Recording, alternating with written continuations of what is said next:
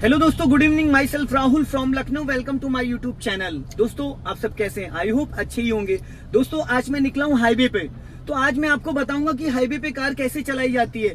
अगर किसी कार को ओवरटेक करना है या फिर बड़ी गाड़ी के लेफ्ट या राइट से आपको ओवरटेक करना है या आपको डिवाइडर रोड पे किसी गाड़ी को ओवरटेक करना, तो ये कैसे आपको पता होना चाहिए कि आपको लेफ्ट से ओवरटेक करना है या राइट से ओवरटेक करना। ओवरटेक करने के टाइम आपको अपने लेफ्ट वाले ओआरबीएम को देखना है या राइट वाले ओआरबीएम को देखना है, लुकिंग ग्लास को देखना। तो ये चीजें आपको मैं बताऊंगा कि कब ओवरटेक करना चाहिए, कैसे ओवरटेक करना चाहिए, कितना पहले हॉर्न देना चाहिए, कितना पहले पासिंग बीपर देना चाहिए और कौन से गियर में कार को ओवरटेक करना चाहिए। तो दोस्तों, वीडियो चल रहा है और आप पूरा वीडियो देखिएगा और मैं कार को बढ़ाता हूं। अभी मैंने राइट का सिग्नल दिया क्योंकि मैं हाईवे पे खड़ा हूं और अपने राइट वाले ओआरबीएम को चेक कर रहा हूं और धीरे धीरे मैंने गाड़ी को बढ़ाना स्टार्ट कर दिया क्योंकि मेरे बगल से एक दूधिया अंकल आ रहे थे और मैंने सिग्नल इसलिए दिया ताकि पीछे वाले को शोर हो जाए। अब मैंने हल्का सा एक्सीलेटर लेके सेकंड गियर डाल दिया है। वापस मैंने सिग्नल को बंद कर दिया क्योंकि गाड़ी मेरी लगभग 100 मीटर क्रॉस कर चुकी है। अभी मैं फिर वापस रोड पे बीच में आ जाता हूँ क्योंकि अभी लेफ्ट में देख रहे ई रिक्शे वगैरह सब चल रहे हैं। तो मैंने राइट का सिग्नल दिया, धीरे धीरे मुझे लाइन चेंज करनी, लॉन्ग हॉर्न पुश किया। अब अंकल बीच में आ रहे थे, फिर भी मैंने अपनी गाड़ी बचा ली। अभी देख रहे हैं, अब मैं प्रॉपर राइट साइड आ चुका हूँ। मैंने वापस सिग्नल बंद कर दिया। गाड़ी की मेरी जो स्पीड है वो 30 के अराउंड है।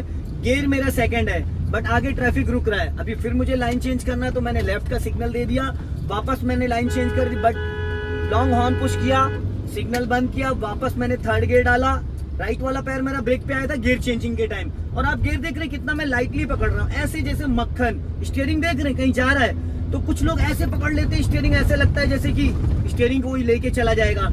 हमेशा स्टीयरिंग को लाइट पकड़ते हैं, आप देख रहे हैं। और एक चीज और मैं बताऊं, अगर स्टीयरिंग को छोड़ते आपकी गाड़ी लेफ्ट या राइट भाग रही है तो इसका मतलब अगर लेफ्ट भाग रही तो आपकी गाड़ी का लेफ्ट वाला टायर बहुत जल्दी खराब हो जाएगा। आपकी गाड़ी का अलाइनमेंट आउट है।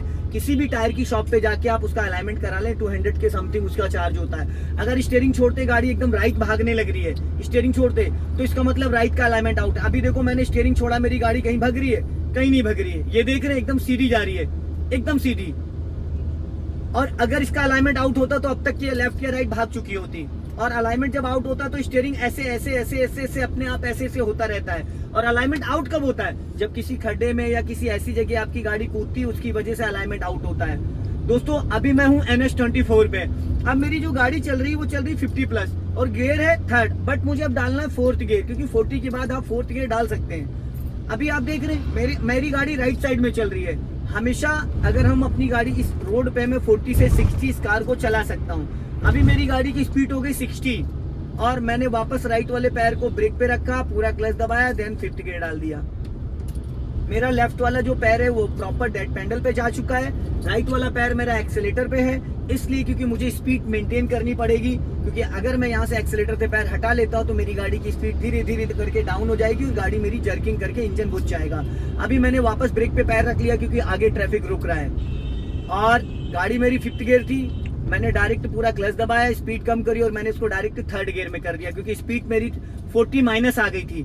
40- तो मैंने डायरेक्ट फिफ्थ से थर्ड गियर कर दिया। ऐसा नहीं कि फिफ्थ के बाद मैं फोर्थ पे आऊं फिर थर्ड पे आऊं, ऐसा नहीं है। स्पीड के अकॉर्डिंग अगर आप अप करोगे तो फर्स्ट के बाद सेकंड, सेकंड के बाद थर्ड, थर्ड के बाद फोर्थ, फोर्थ के बाद फिफ्थ। अगर आप डाउन करोगे तो डायरेक्ट आप फिफ्थ गियर से फर्स्ट में भी आ सकते हो। वो कैसे?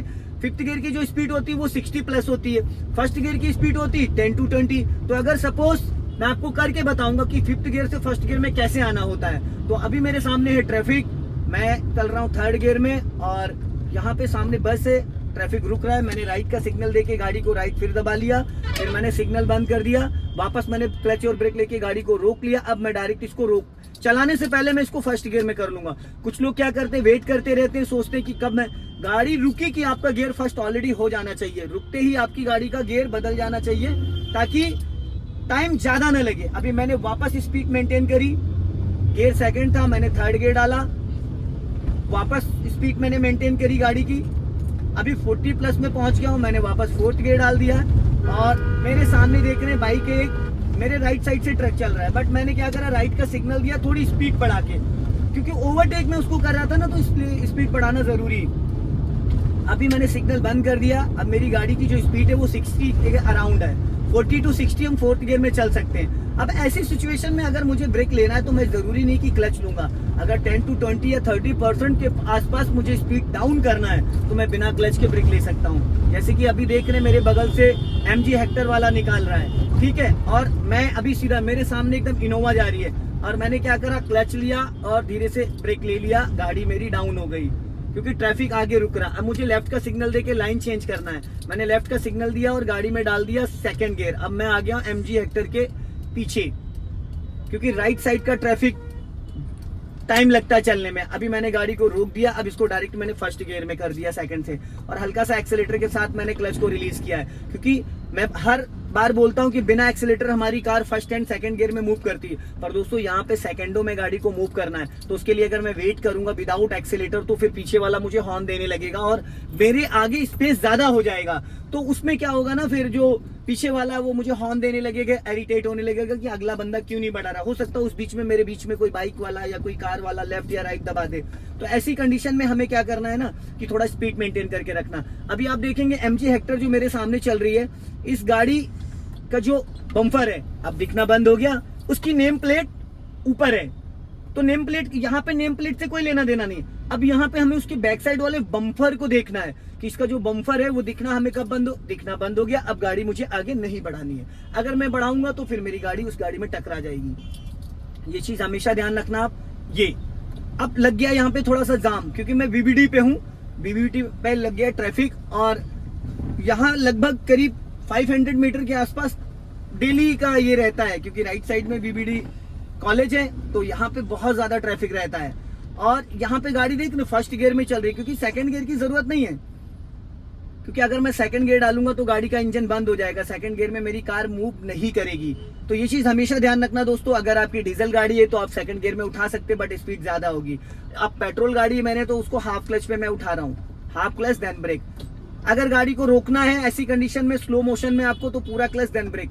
क्लच जैसे ही दबाते हो इंजन और गियर का कनेक्शन डिस्कनेक्ट हो जाता है पूरी तरीके से, फिर गाड़ी आपकी रुक जाती है। वो डिपेंड करता है कि आप ब्रेक कैसे लोगे, ज्यादा ब्रेक लोगे कम ब्रेक लोगे, वो डिपेंड करता है गैपिंग पे। ये जो गैपिंग है, अभी मुझे कितनी जगह में गाड़ी को रोकना है, 1 मीटर में, 2 मीटर में, 5 मीटर में, तो वो डिपेंड करता है।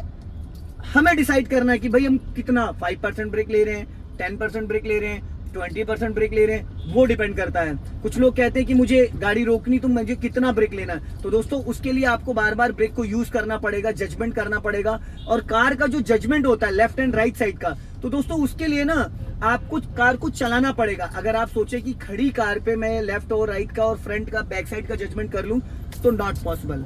कार को चला के ही आप कार की जजमेंट को सीख सकते हैं। अभी जैसे कि मेरे बगल में साइकिल है, राइट साइड में अर्टिगा जा रही है, सामने MG हेक्टर वाला क्रॉस कर गया, मैंने क्या करा, थोड़ी सी स्पीड बढ़ाई और गाड़ी को धीरे से बढ़ा लिया।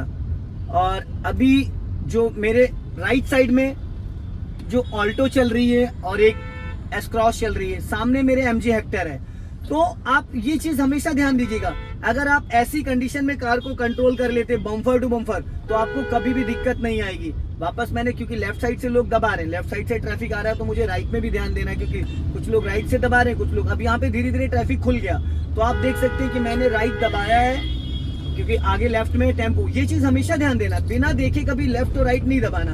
अब मेरे पीछे जो है राइट साइड में वो सफारी स्टॉर्म आ रही थी, और जब मैंने लेफ्ट वाले ने अचानक रोक दिया था बंदे ने, वो जो मेरे बगल में एक वो चल रही थी, छोटी सी बस चल रही थी स्कूल की, तो उसने जब अचानक रोका तो मैंने, नजर मेरी वहीं पे थी, अगर मैं ब्रेक नहीं लेता तो शायद मेरी गाड़ी टकरा जाती। लेकिन ब्रेक के साथ साथ मैंने राइट साइड में भी देखा कि राइट में मेरी जो गाड़ी चल रही है उसका जो गैपिंग है वो कैसे ध्यान देना है। तो अभी मैंने वापस स्पीड मेंटेन करी गाड़ी की, थोड़ा सा स्पीड बढ़ाया और ये गाड़ी डाल दी मैंने 4th गियर में।